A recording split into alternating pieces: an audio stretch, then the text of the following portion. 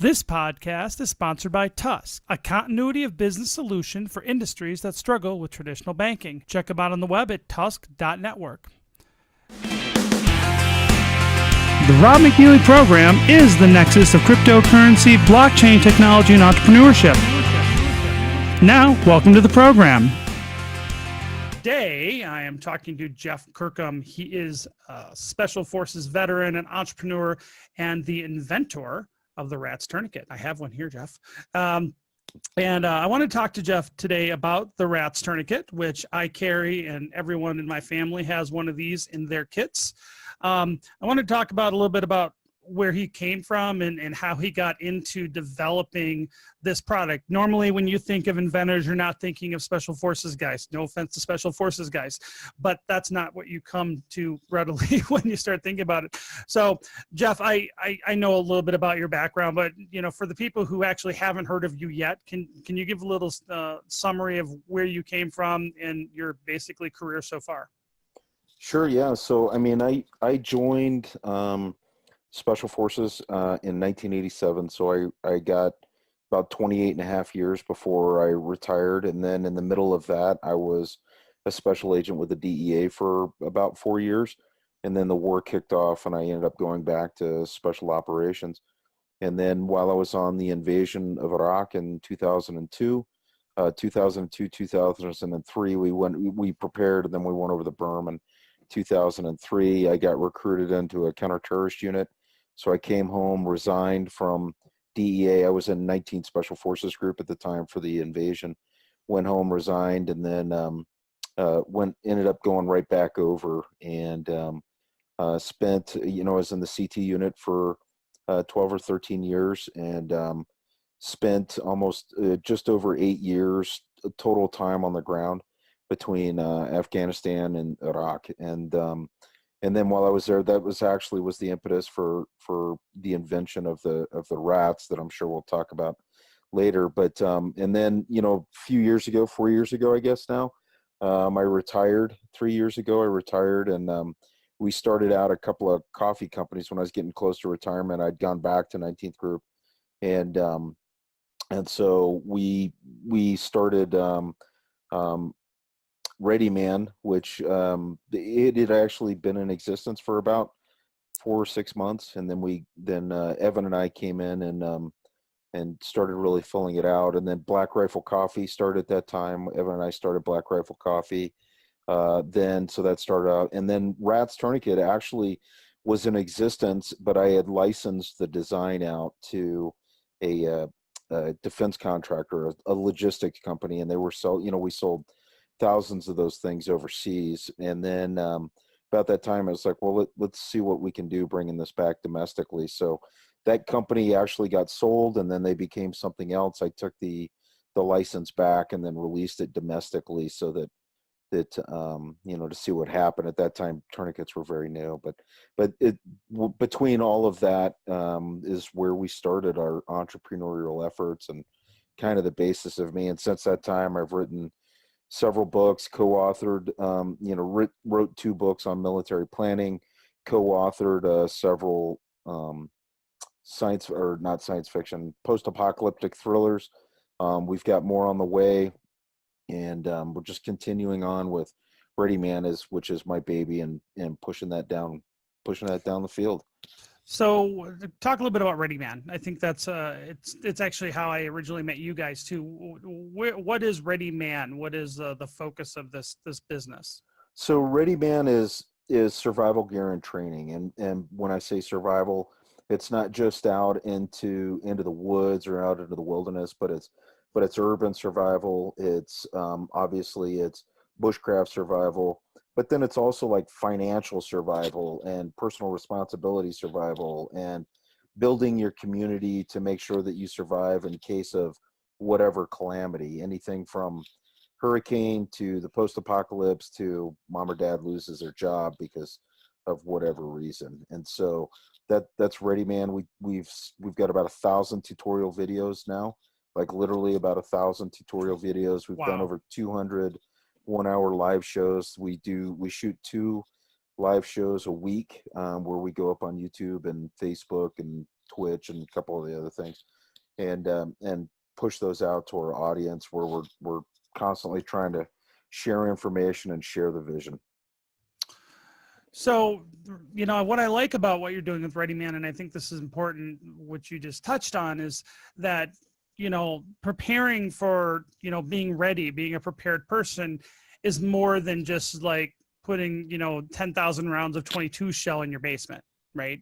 There's all these other elements to that. There's the community element, the psychological, emotional element, but even more importantly, it's like that, personal responsibility and financial literacy pieces that I've been excited to see you guys, kind of expound upon, because, how I see it is, in many respects as a country, we're already kind of in an apocalypse. We're already having I believe financial ruin is upon us, and we're going down that path as a nation pretty quickly. And I think, people shouldn't neglect that. It is, personal financial responsibility and being good with your money, because times are going to get tough. I mean, there could be someone, around the block that's going through an apocalypse right now, your neighbor, and you don't know it because he lost his job. Yes. And he doesn't have any savings. And then his transmission blows on his car, right? And that could be life altering to a guy down the street, and your life is normal, right? And I think those are the things that I think statistically we're more likely to run into, right? I mean, what do you think? I absolutely agree. Well, it's what we call probability of threat. So we teach home defense and tactics, which is a civilianized version of close quarter battle. And we're constantly talking about seek the probability of threat. What's the probability of threat? Probability of threat will answer the majority of your questions, if not all of them, when you're in a home defense and tactics scenario. And so, but if we take that as an overarching thing, we say, okay, what's the probability of threat that we have in life? Well, our probability of threat that we have in life is mom or dad get in a car accident. I mean, overwhelmingly, they get in a car accident, or they get cancer, or somebody in the family gets cancer, or some horrible disease, God forbid. And so now all of a sudden what we see is this tremendous siphoning off of funds from the family, of savings that ultimately could drive people into bankruptcy. So that's first and foremost, that's what we teach. In the US, it's interesting. I was just having this discussion with a guy this morning. When I was in my 20s, I think I was 22, 24 years old. Not everybody had credit cards back then. Actually, like, if you were in your 20s and you had a credit card, it was because your dad gave you one. You just kind of lived a cash lifestyle, and so here I am. I was 22 or 23 years old. I was in the Army and I wanted to buy a motorcycle. So I went to the local bank and was like, hey, I want to get a loan for this motorcycle. And the motorcycle was like $2,500 or something. It was nothing. And the bank wouldn't loan me the money, not because I had bad credit, but because I had no credit. And so now with no credit, they were like, we have no way to judge you, because I was used to paying for everything in cash. And so now, I mean, this is, go back, I mean, this was 20, 30 years ago. And so with that, times have changed now with credit cards and stuff, but the problem is we live a credit-based society now. And so so many people that I run into are so incredibly strung out. They're, that rubber band has gotten so tight on what their personal finances are, because they're living credit card payment to credit card payment to credit card payment. And it's really indentured servitude. And so, and that's what we, one of the biggies that we teach people is, mom or dad get in a car wreck, or God forbid, some horrible disease. And then all of a sudden you're already in debt to the credit card companies, and you can't make ends meet because you weren't financially secure, you weren't saving. And then the other issue that you run into is you weren't saving food as well. And so, and that food may be what it needs to carry you over, or that food may be there so that you could help another individual that's in need as well. Well, when I was a volunteer EMT and a volunteer firefighter up in Wyoming a few years back, the number one thing we were taught is you can't help somebody else if you're already a victim yourself. Amen. And I think that applies to even charity, right? Mm. If and we both live in Utah, so charity is a big part of the culture here, and the church, the dominant church here. But if you don't have the resources yourself and you don't have your own financial house in order, how can you help somebody else out when their time is, when you're in need yourself? It's really hard to provide charity to your neighbor. And personal financial literacy is a big deal for me. It's just kind of a personal thing that I struggle with talking to people, because, you know, I don't carry credit card debt. I don't have a car payment. And I'm in a position where I could buy, you know, basically any normal car that I wanted, or have two of them, one for my wife and I, and we don't. We buy used cars, and we pay them off in cash as quickly as possible. Mm-hmm. And I think that's important. And that's one of the things I like about what you guys are doing with Ready Man, is that you're teaching people that, hey, there's other pieces here. You know, I've seen this in the prepping world, right?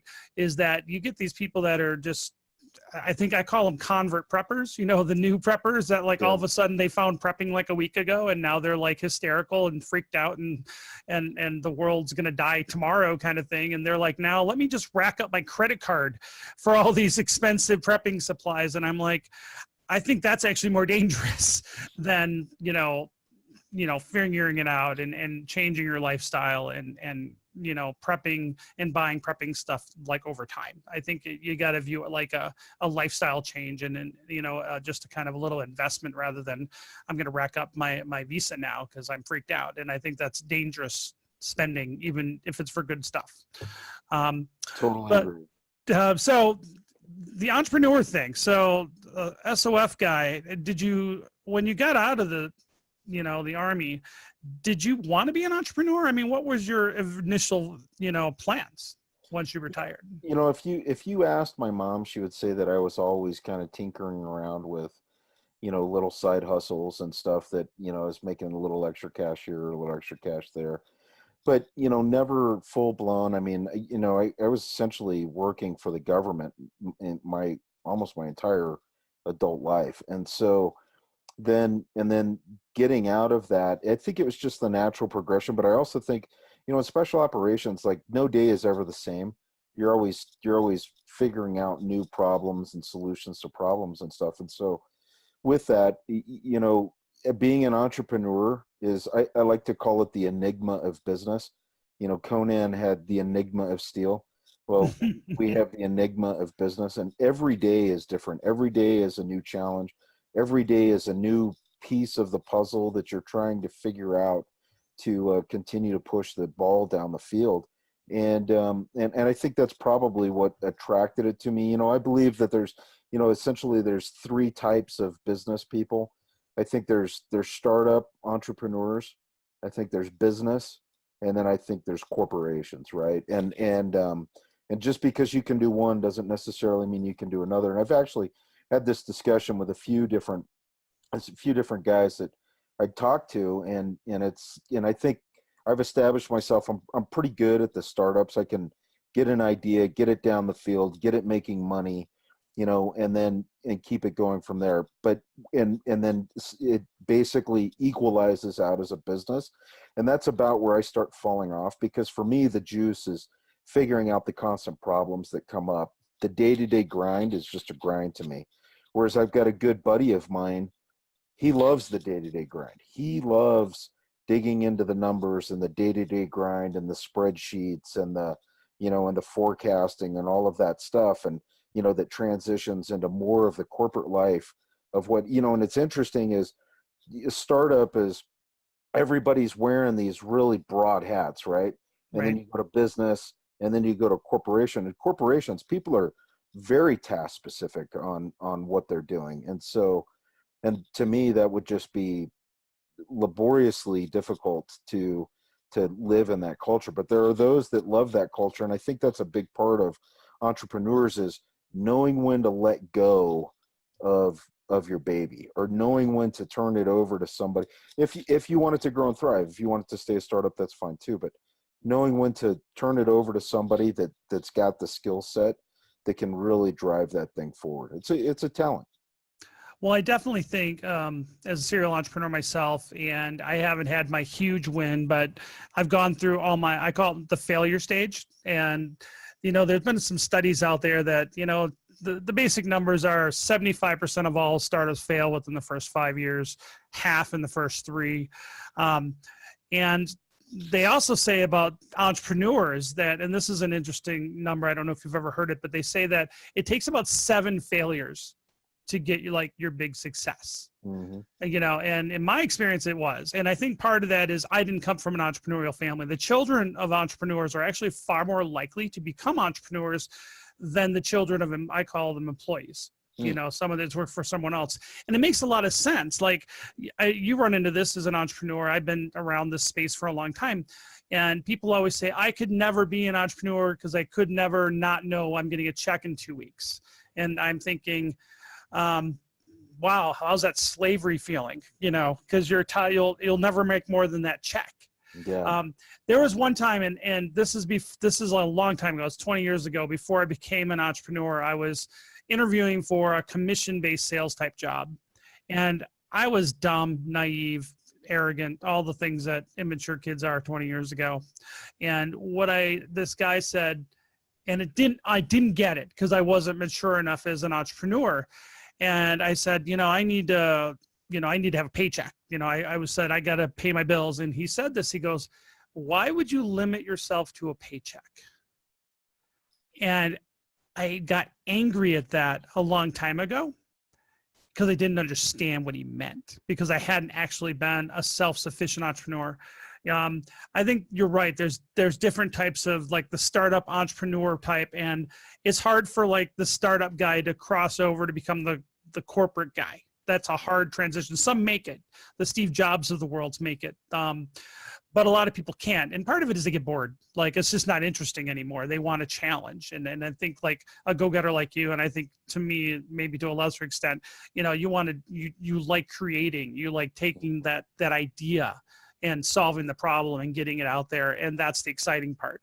And I think that's a tough stage to break through though, because, you know, as an entrepreneur, you want to control it, right? You don't want to like let it go. And I think as, you know, I've gone through my failure stage as an entrepreneur, and everything that I've done the last 5 years has made money. I haven't lost money on anything. I haven't become a millionaire from it, but I'm working on it. And it's like, it's interesting now because the decisions I make now are really quick. And, you know, I had an idea that I was looking at a couple of years ago, a startup idea. And I take a good bit of time to do my diligence on these startups, to market research and things. And there was one I said, you know what, I really love this idea. But our diligence shows that this idea there's something wrong with the market. I don't know what's wrong with it, but there's been so many failures of other companies who've tried to do this concept and they haven't done it. And if there's 10 failures, even with, you know, startups that have been, you know, actually funded and they're not making it, there's something wrong with the market that I just don't know. There's something structural why this idea is not taken off. If one person fails, I get it, right? Maybe they just didn't execute. 2, maybe they didn't execute. There's a lot of bad execution out there, a lot of poor execution, but 10, there's something wrong with the market in my mind, you know, because probably those 10, one of those should have gotten it, because people that are startups are hustlers. I you know, most of the time. So you became an entrepreneur. And, you know, so did you said, I want to be an entrepreneur and look for an idea, or did you have the idea and then became an entrepreneur around it? You know, it is kind of I mean, for the rat, I mean, for that tourniquet, I had the idea. I was trying to solve a problem. You know, I was in Afghanistan, and we took fire one night on a target. We had 2 of our guys got hit in the legs. So we dragged them down into a ditch, and you know, and they're Afghans, and the Afghan medics went to work on them, and you know, and I'm sitting here directing the fight that was going on, and I looked down, and the 2 medics that were there were having trouble with the tourniquets, you know, the military tourniquets we've been issued, and you know, a little while later, you know, and that struck me. I was like, oh, that's interesting. These guys are struck. You know, it's dark. You know, we're under fire, we're wearing gloves, we're wearing NVGs, you know, probably the worst of all scenarios, right?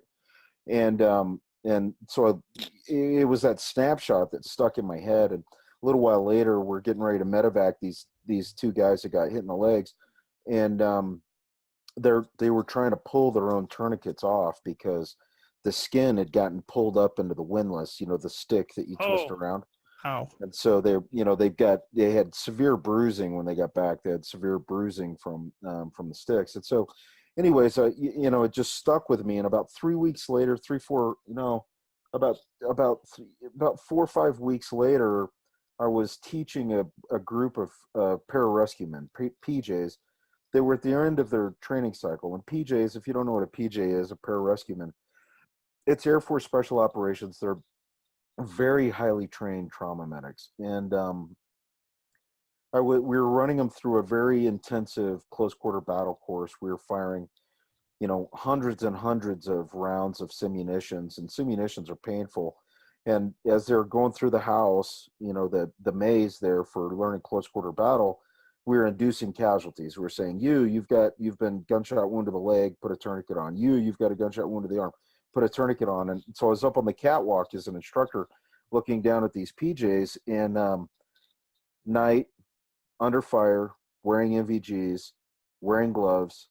And I saw these PJs struggling the same way that my Afghan medics had been struggling with the very same military tourniquet. And it was at that moment I was like, holy cow, this isn't a training issue, because we've got PJs very highly trained. I was like, this isn't a training issue. This is a design issue. And so I went back and I said, okay, well, is there anything else that was out there? Tourniquets were very new at that point, and I couldn't find anything. And so what my wife likes to call a very expensive ego trip, I said, well, I'm going to make something better. And so and I went through and I hammered out about 26 different prototypes until it finally turned into the tourniquet that I guess you could argue that's 27 because I changed the color, if that matters. But, so we have multiple colors, but that was it. So that was born out of necessity. There was zero thought that I was going to be an entrepreneur of this thing. And then we took it over and we tested it in our training, and we tested it with our host nation guys. And overwhelmingly, it was easier for them to learn. It was easier for them to understand. And then we would sometimes have children that would end up on targets, or small frame people because of malnourishment. And this tourniquet worked where the other military tourniquets did not work. And so it was like, okay, this is great. And I was like, well, I'm still doing stuff here. I can't really have this as a business, because of conflict of interest and all this other stuff. So I was like, okay. So I pushed it over I licensed it out to somebody. I showed it to them, another company, and said, here, you guys take this and run with it. I'm busy being a commando, and then, someday we'll figure it out. And so they ran with it for several years. And then when I was getting out of the mill, Evan and I were out teaching a course, and we kind of started plotting our escape from the golden handcuffs of the federal government. And it was one of those times where it was like, okay, well, what are we going to do? And we started another company. So you talk about companies that fail. Absolutely. I've got a few companies that have failed, for whatever reason. Market wasn't right or whatever. Well, Evan and I started a crowdfunding site that was sympathetic to the firearms industry. That was called Twist Rate. And it didn't take off, but I don't like to call it a failure. I like to call it an extraordinary learning experience, because we learned so much from running Twist Rate. And really, that's what evolved into Black Rifle Coffee, Ready Man, and then a little bit of RATS. And so, the three biggies, at least that I'm associated with. And so with that, it's one of those, you take your failures and you can look at them as education, or you can look at them as frustration. And I choose to always look at this stuff as education, where it's like, okay, I screwed that up. I don't want to do that again. How do I do that better? How do I do it more efficiently? How do I do it smarter so I don't make the same mistakes again? And so, and essentially so to answer your question, like, a product like RATS, I had no thought about that ever being a business, really, but that's what it turned into. That's really awesome. And I appreciate you being candid that you have had businesses that haven't gone the way you wanted them.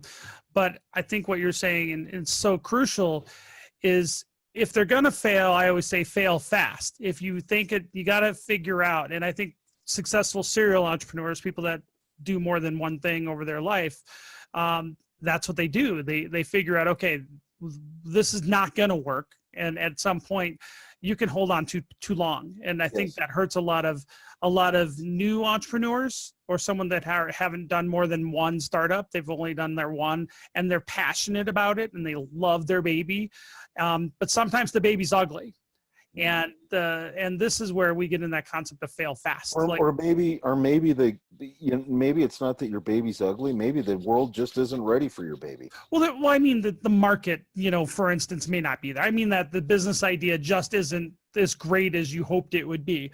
My wife and I had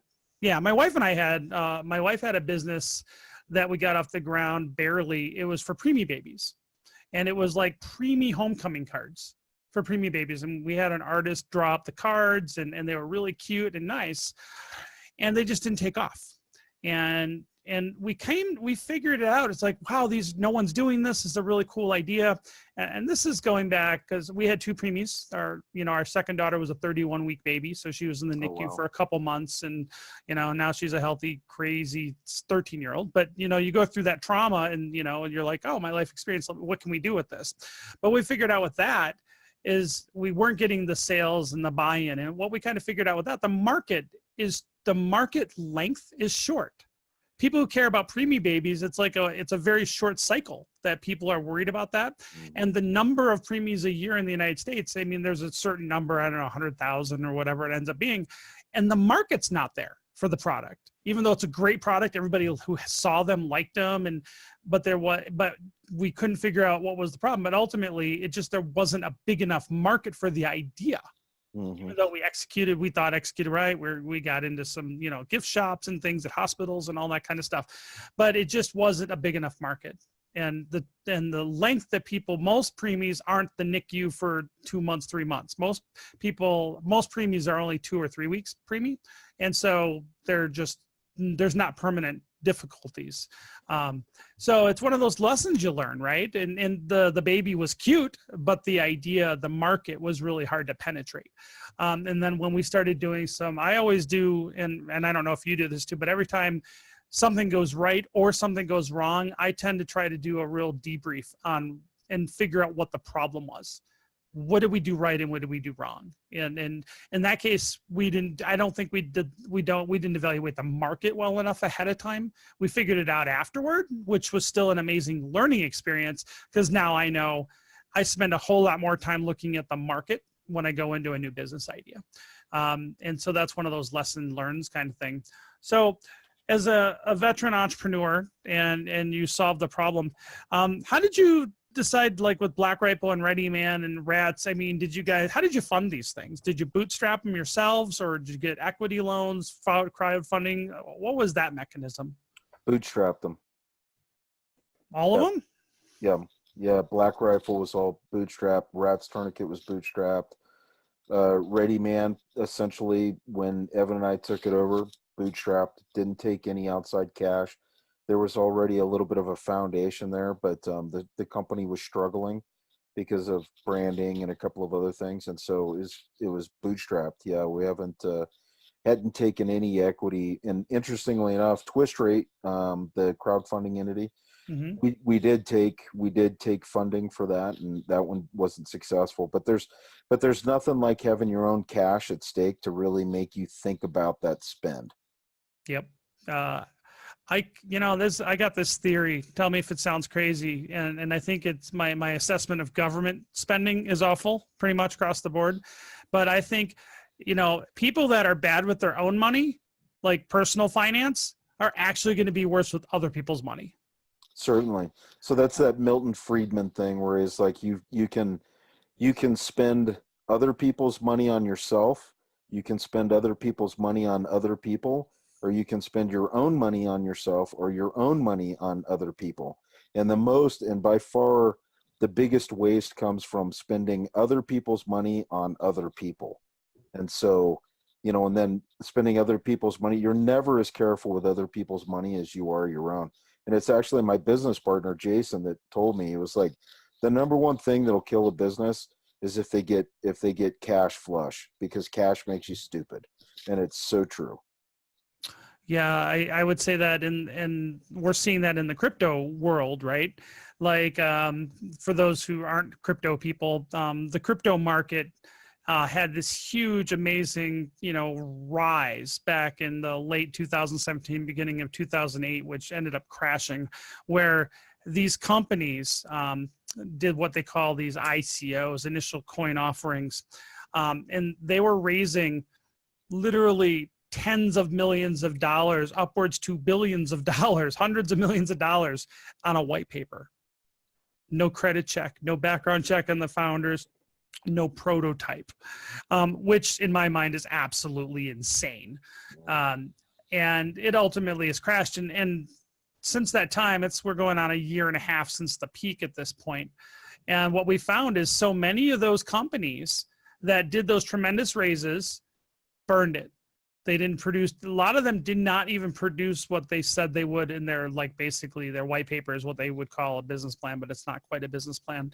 But they burned through the money, all of it. And they didn't deliver products, or they just mismanaged. Like, I heard there was this foundation, I'm not going to get into names, but there was a foundation that was operating their own cryptocurrency. They had 135 employees, no revenue, no customers, and they hadn't even created a product. And their burn rate was millions a month.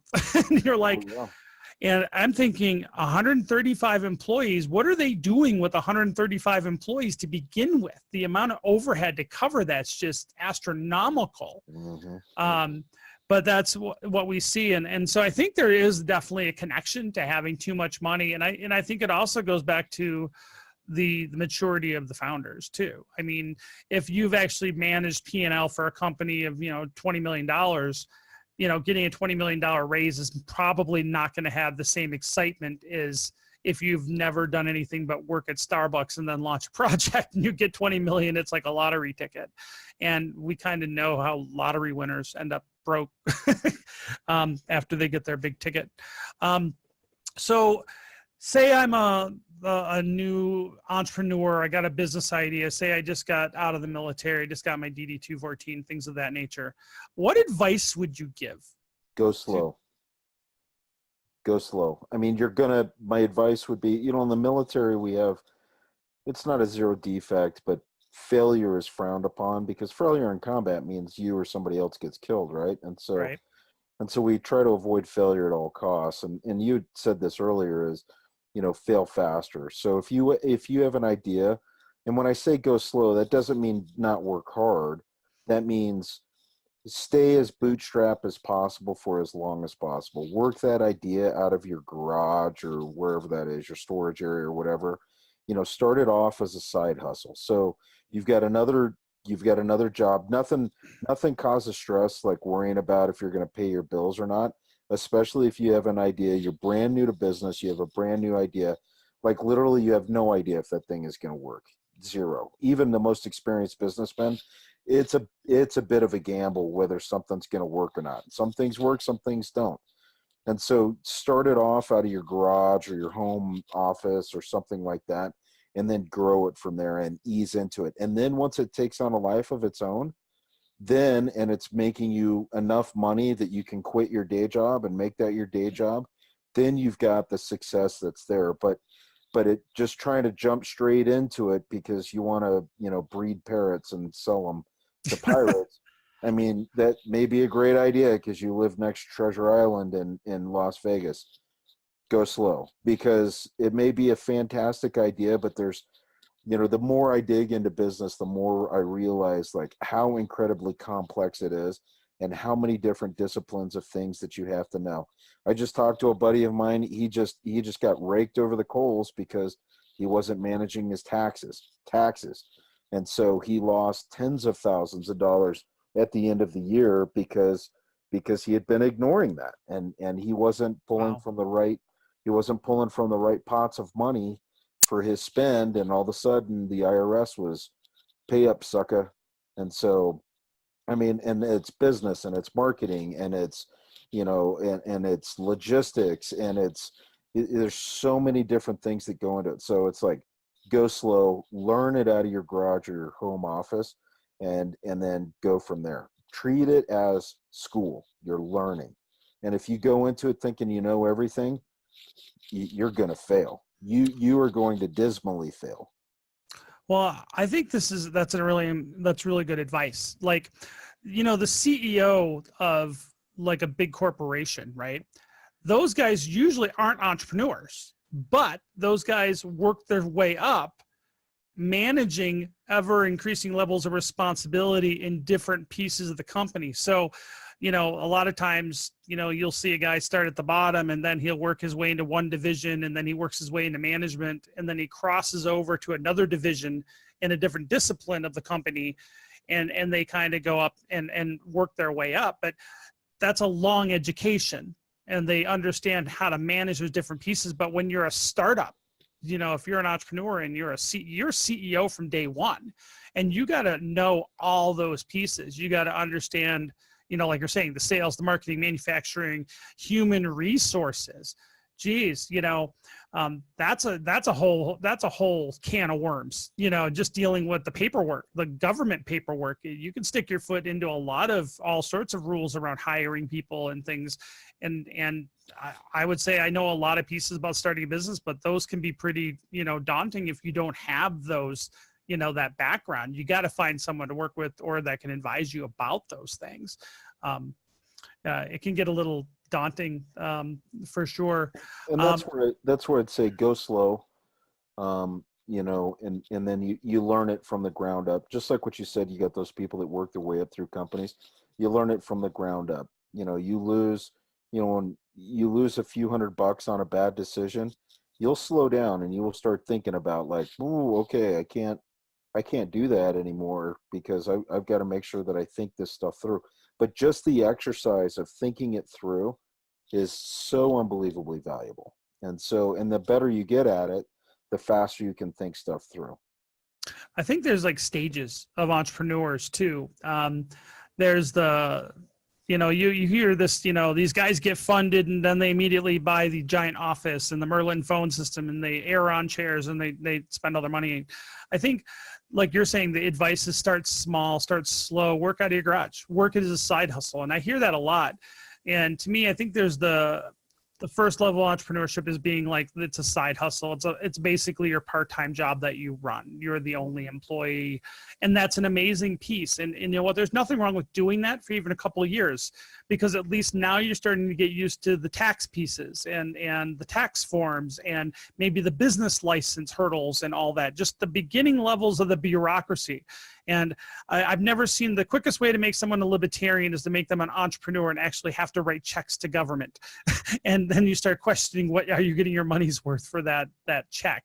And then I think it's that the next level is that you now have replaced your day job, your income, you're being, I call it a self-sufficient entrepreneur. Your side hustle is enough to take care of you and your daily needs.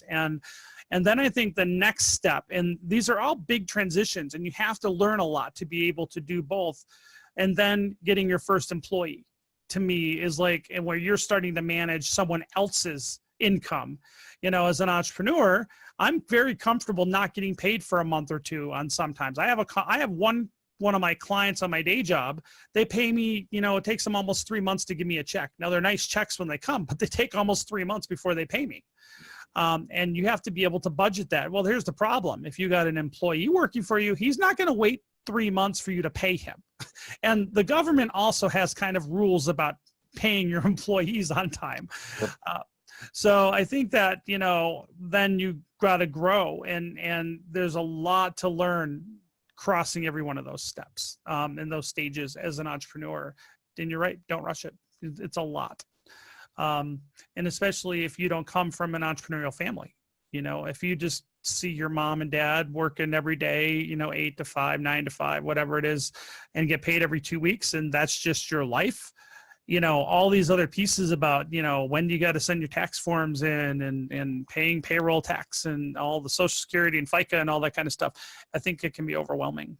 Oh, absolutely. Absolutely. I mean, it's like I'm getting better and better at it, but it's still, I mean, it's a constant. I mean, it's a grind, and I don't want to dissuade anybody. I mean, there's nothing better than working for yourself. I mean, you'll never work so hard as when you work for yourself, but and it's unbelievably fulfilling to do that, but it's not easy. I mean, it's not for everybody. That's for sure. No, I always tell people, especially new entrepreneurs, is that if you just want to like not think about, you want to go home at night and not think about your business, and you just want to just stay as an employee for somebody else, Yeah. because you can't shut it off. Even if you're, and I don't mind, because I enjoy working for myself, and I get excited, and that drives me, and in a lot of ways keeps me young and energetic, because I get, I'm amped up. This is fun for me. I don't view it as work, and when it starts to seem like boring work, I'm not interested. I think the key is to find people who can do the boring pieces while you kind of keep doing the parts you like of your business.